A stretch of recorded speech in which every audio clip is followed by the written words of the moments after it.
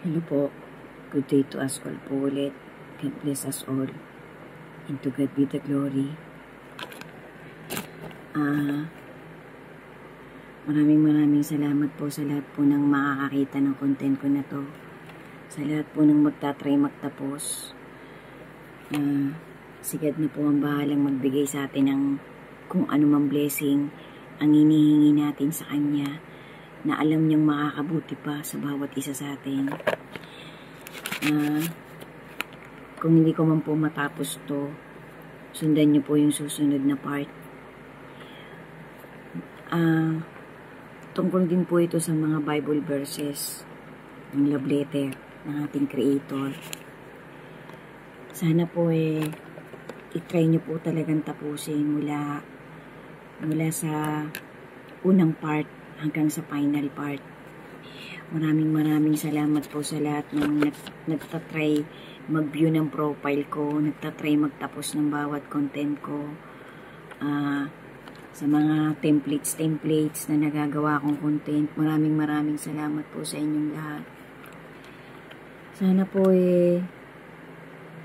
magpatuloy pa rin tayong mas i-goal natin na maging good influencer tayo ng kahit sinong nakakakita ng mga content na ginagawa natin.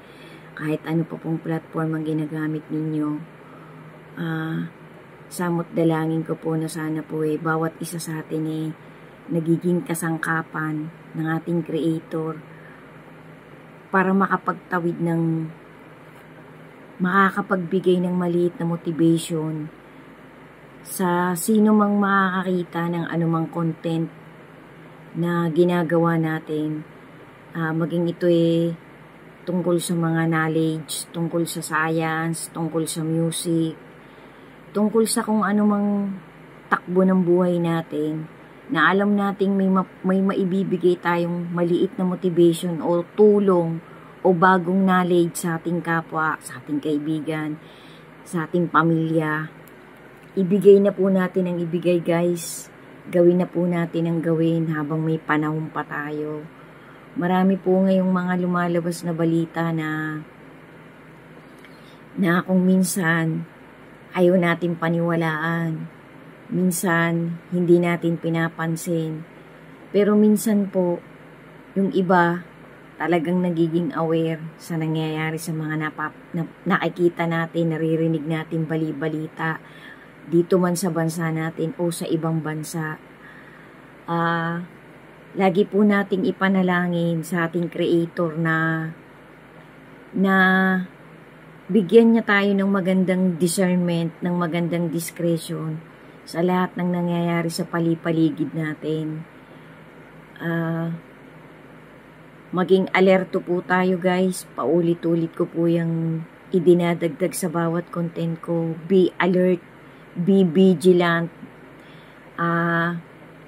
always aware.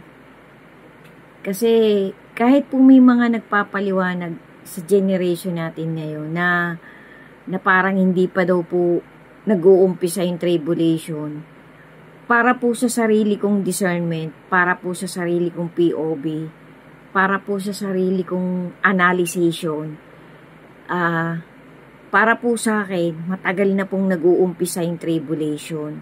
Hindi pa lang po talaga natin lubusang matanggap, hindi pa lang po natin lubusang maramdaman. Pero kung i-analyze po natin yung mga pangyayari, paatras na panahon hanggang ngayon sa panahon natin, yun pong mga signs na paparating na yung tribulation.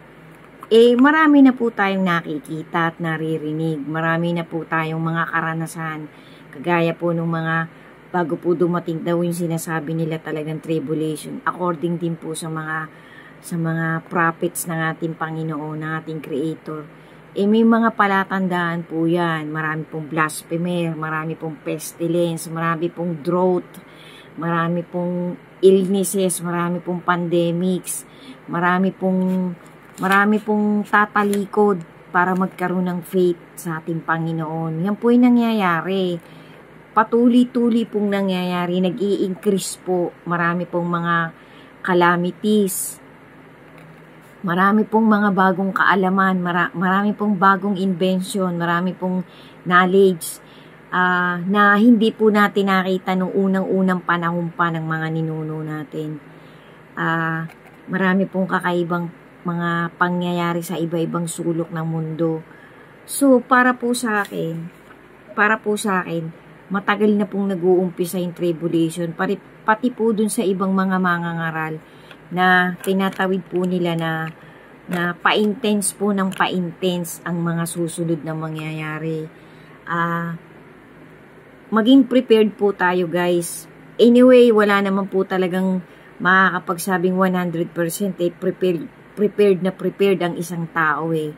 Kahit na mayamang ka pa, i-disregard po natin yung status ng kalagayan ng bawat isa. Mayaman, matalino, mahirap, nagtatrabaho o hindi, bata, matanda. I-disregard po natin yan. Ang lagi po nating isaalang-alang, bakit ba mangyayari yung sinasabi ng Panginoon? Kasi para po sa akin, pati din po sa mga nabasa kong mga verses ng love letter na ating Creator. Kaya po mangyayari ang tribulation na yan, yung mga pangyayari niya na noong siglo pa hanggang ngayon, nare-repeat nga po, nare-repeat. Ang hindi lang po talaga mangyayari ay yung Great Tribulation na minsan lang po yun mangyayari. Yun po yung pinaka-climax. Yun nga pong sinasabi nilang maigsing panahon lamang. Well, anyway, tinatanggap po natin, pinaniniwalaan po natin na 7 years yan.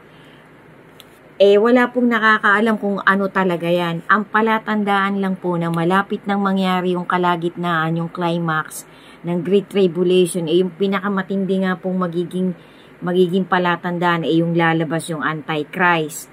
Lalabas yung marka ng beast ng Antichrist, yun nga pong 666. Yan po yung mga ultimate na mangyayari. Tapos pagkadaka po niyan,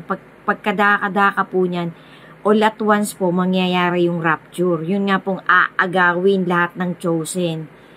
So kung marami pa po sa atin ang hindi nakakaalam talaga ng pagkakasunod-sunod na yan, magpakaaligaga na po tayo, guys. Patatagin po natin talaga yung pananampalataya natin, yung faith natin. Sundan nyo pa po yung mga maliliit na short stories na isi-share ko sa mga susunod na part nitong content ko na to. Para po magbulay-bulay tayo, para po pagnilaya natin na talagang ang Panginoon ay hindi nagbibiro. Hindi po siya nagpapamak. Ang gusto po ng Panginoon ay sumunod tayo sa kanyang ways, sa kanyang mga motivation, sa kanyang kung ano yung gusto niya para mapabuti ang bawat isa sa atin. Thank you so much po sa inyong lahat na makakapanood ng content ko na to. Lagi po nating tandaan, guys, na kahit isa sa atin ay ayaw ng ating Panginoon, na ayaw ng ating Creator, ayaw ng bigatin sa Niya, na kahit sino sa atin ay maiwan at mapahamak. Mas asam-asamin po natin na mapasama tayo dun sa kukuhanin ng ating Panginoon para itago Niya, para mapasama dun sa ginagawa niya. Alam ko pong yari na yun. Yari na po yun na inihanda na po ng Panginoon. Ramdam ko po. Gamitin po ninyo ang discernment nyo, ang discretion nyo sa mga bali-balita, sa pagbabasa natin ng love letter na ating Creator. Yan nga pong Holy Scripture. Napakabanal po yan. Napakamahiwaga po ng nakasulat yan. Marami po yan. Facts, totoo. Nagpapakita ng pagsasalita ng ating Panginoon na talagang gusto niyang maligtas ang lahat ng kanyang creation. To God be the glory po. Sundan pa po ninyo ang susunod na part. Maraming salamat po. Pagtibayin po natin ang pagmamahal at pagtitiwala natin at sikapin po nating sumunod sa lahat ng ipinag-uutos ng ating Panginoon. Amen. God bless us all po. To God be the glory. Pray a lot, and always have steadfast faith to our Creator and to His begotten Son. Amen. Ingat po tayo palagi. God bless us all and to God be the glory. Amen.